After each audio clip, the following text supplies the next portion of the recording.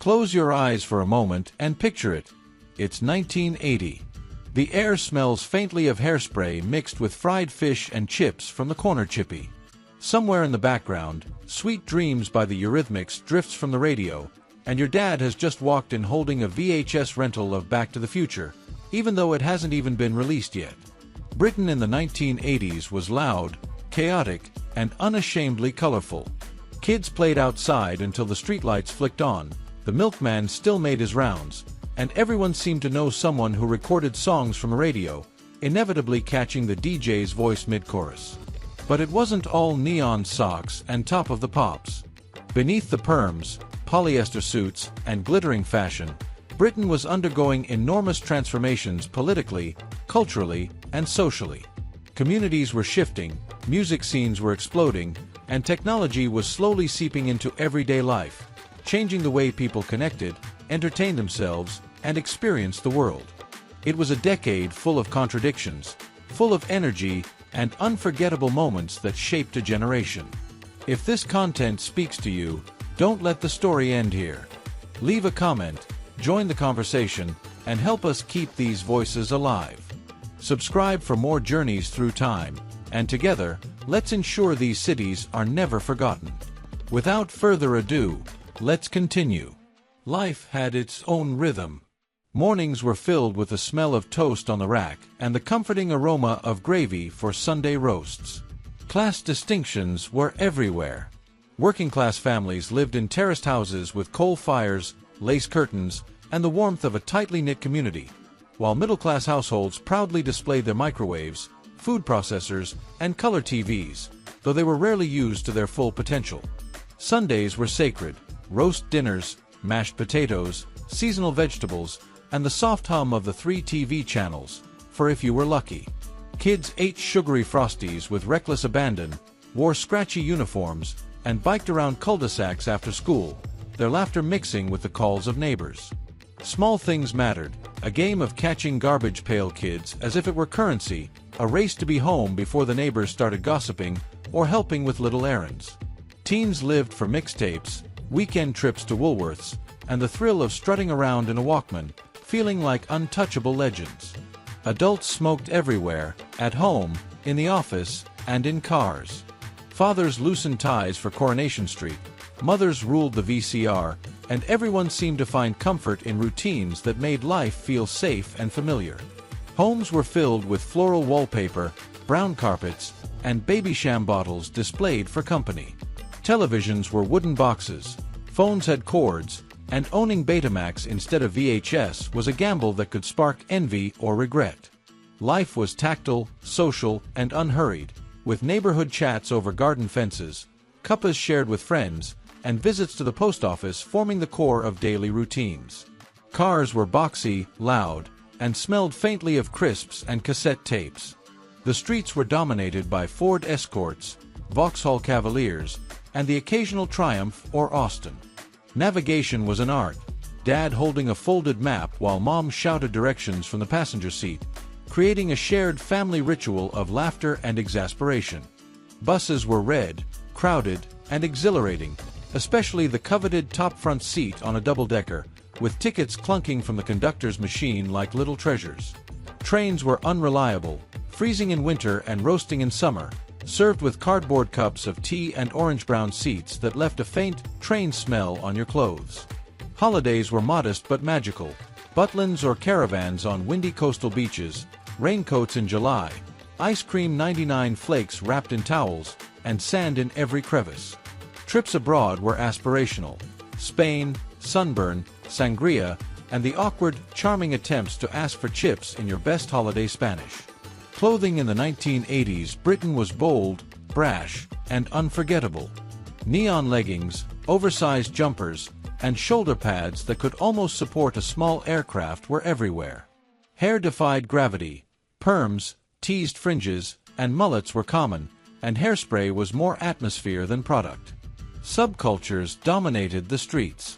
Punks wore safety pins and snarls, new romantics dressed like Victorian poets with eyeliner and frilly shirts, and mods cruised on scooters. Every outfit told a story loud and clear. Music and fashion were inseparable. Madonna clones in lace gloves and crucifixes, Duran Duran fans flaunting puffed hairstyles and pastel jackets, British cool colliding with American pop, MTV, Dynasty, The Breakfast Club. Glamour, rebellion, and identity were wrapped in glitter, eyeliner, and oversized jackets. Behind each wild outfit was a teenager convinced that no one had ever felt emotions as deeply as they did while dancing alone in their bedroom to a homemade mixtape. Television was communal. With only 4 channels, missing a show meant waiting for a repeat. TVs shut down at night to the national anthem, while siblings often acted as the family remote. VHS tapes changed everything. Renting a movie was an event. You judged the cover, hoped it wasn't already taken, and prayed it had been rewound. Music came on vinyl, cassette, or radio. Mixtapes were carefully curated, paused before the DJ ruined the outro, and rewound with pencils to avoid tape chewing. Video games arrived on cassette, ZX Spectrum, Commodore 64, Magic in blocky pixels. Loading screens screamed, games crashed, and you started all over again. Arcades were electric cathedrals of Pac-Man, Space Invaders, and sticky buttons. One TV, one radio, or one tape deck brought households together in a shared experience. £5 in your pocket felt like a fortune, enough for a cassette single, crisps, a fizzy drink, and still a little change left over for the arcade. Being a kid meant scraped knees, soggy packed lunches, and playground glory. School uniforms were stiff and non-negotiable. Gray trousers or skirts, itchy jumpers, and ill-fitting blazers. Clip-on ties were rare, and knotting your own tie in front of a mirror often ended in near disaster. Classrooms smelled of chalk dust, boiled cabbage from the lunch hall, and the disinfectant used to clean everything. Wooden desks bore carvings from past students. Punishments were real. Detentions, lines, standing outside the head teacher's office, and sometimes the cane. Recess was pure chaos. British bulldog, skipping ropes, plastic hand clappers, and football with anything round. Home life offered cartoons like Danger Mouse, The Raccoons, or Super Ted. Saturday mornings were sacred, filled with Going Live with Philip Schofield and Gordon the Gopher, cereal eaten straight from the box while shouting answers at the TV. Snacks were legendary. Monster Munch, wagon wheels that seemed oversized, sherbet dip dabs, Space Raiders for 10p, washed down with fizzy drinks. Lunchtime was rectangular pizza, pink custard, and dinner ladies who knew everything. Teenagers had it rough yet brilliant. No phones, no social media, but diaries, mixtapes, and hours spent on walls outside corner shops, hoping someone they fancied would pass by. Friendships were forged through shared Walkman headphones and long conversations about Madonna versus Cyndi Lauper. The decade itself was turbulent, bold, and deeply divided. Margaret Thatcher led the country with an iron fist. Strikes filled the headlines, particularly the miners' strike, as whole communities lost livelihoods almost overnight. Picket lines, riot police, and dust became national symbols. The Falklands War stirred patriotism, flags appeared in windows, and the first live televised war gripped the nation. Meanwhile, the threat of IRA bombings was a constant concern. Londoners lived with low-level tension every day. Contrasts were stark. Champagne-sipping yuppies in the city versus jobless families in former industrial towns. Yet through protests, debates, and upheaval, people never gave up, and daily routines, kettles on, biscuits shared, grounded the nation in small comforts. Moments stopped Britain in its tracks. Prince Charles's wedding to Lady Diana in 1981, watched by over 750 million people worldwide, and Live Aid in 1985, a global concert from Wembley raising millions for famine relief, blending music, history, and shared humanity. Shopping was a daily ritual. High streets, not websites, were where people went. There was the butcher, the baker, the greengrocer, and Woolworths for everything else, from pick-and-mix sweets to cassette singles. Supermarkets were growing, but many still shopped daily, paying with cash, notes with Queen Elizabeth's portrait, coins that felt like treasure. Debit cards existed but were rare, checks were common, and careful writing of your name and postcode was mandatory. A loaf of bread cost about 30p, a Mars bar 15p, and a £5 note felt like real wealth. Calling someone meant finding a working red phone box and having exact change or using a sometimes temperamental phone card. The 1980s in Britain were imperfect, chaotic, yet unforgettable. A decade of cassette tapes and corner shops, perms and protests, laughter and change. Life moved slower, conversations were richer, and joy was found in the smallest of things. A 99 flake on a windy beach, a favorite song recorded from a radio. It was a time of contrasts, hardship, hope, chaos, and charm. Above all, it was a time that shaped who people are today. If you remember the 80s, they never really left us. So tell me, what's your most vivid memory of life in 1980s Britain? Evenings in 1980s Britain had their own distinct charm. Streets glowed under the yellow-orange hue of gas lamps and early streetlights, and the sounds of children's laughter lingered long after dinner time. Families gathered around wooden dining tables, plates clattering as roast dinners were devoured. Afterward, the scent of washing up liquid and damp towels mingled in the kitchen while the radio softly played hits from the charts. Neighbors chatted over fences, discussing football results, local gossip, or the latest episode of Grange Hill. Doors were rarely locked, and trust in your community felt natural, almost instinctive. It was a slower pace of life, where even mundane errands, walking to the corner shop, collecting the newspaper, or posting a letter, were opportunities to connect and observe the pulse of everyday life. Weekends were a microcosm of freedom. Saturday mornings meant rolling out of bed in pajamas, grabbing a bowl of cereal, and settling in for hours of cartoons or live TV shows. The chaos of live phone-ins and unexpected studio mishaps made everything feel vibrant and participatory. Kids argued over which section of the comic to read first, swapped toys on the doorstep, or challenged each other to races across the street. Even a simple bike ride became an adventure. Leaning into corners, dodging puddles, or pedaling furiously to be the first to the ice cream van that jingled its way down the cul-de-sac.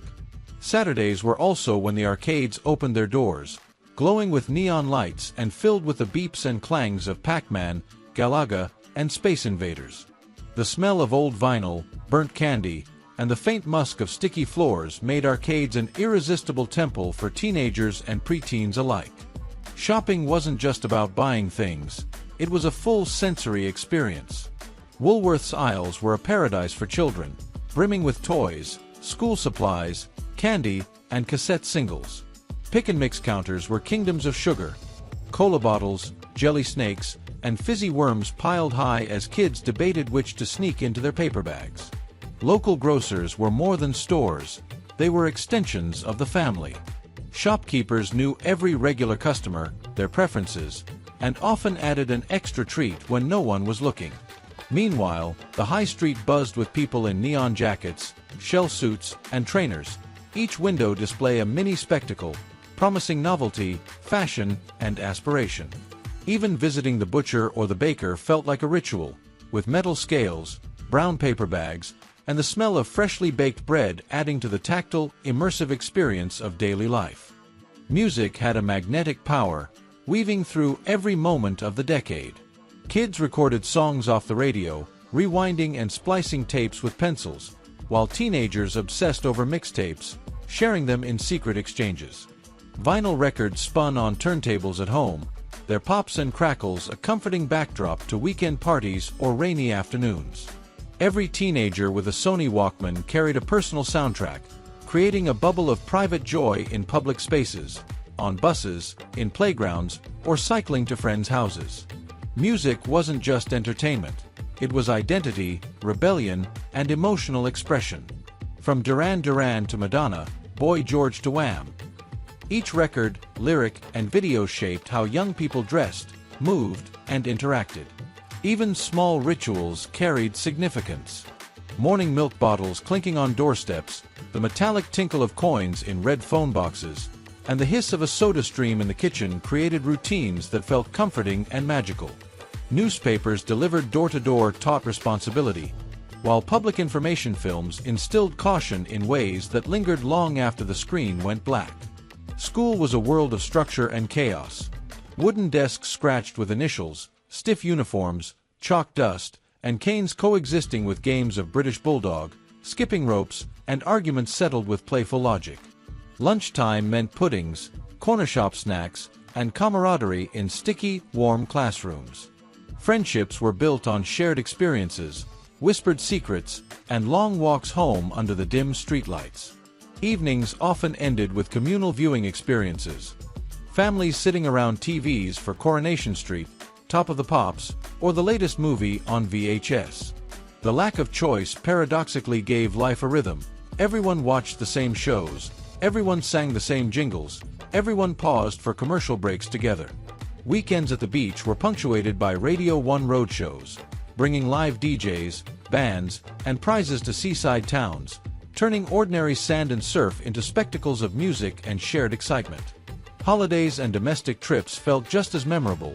Windy beaches, caravan parks, sunburns, 99 flake ice creams, and the joy of exploring new towns without mobile phones or GPS, relying instead on maps, local advice, and a sense of adventure.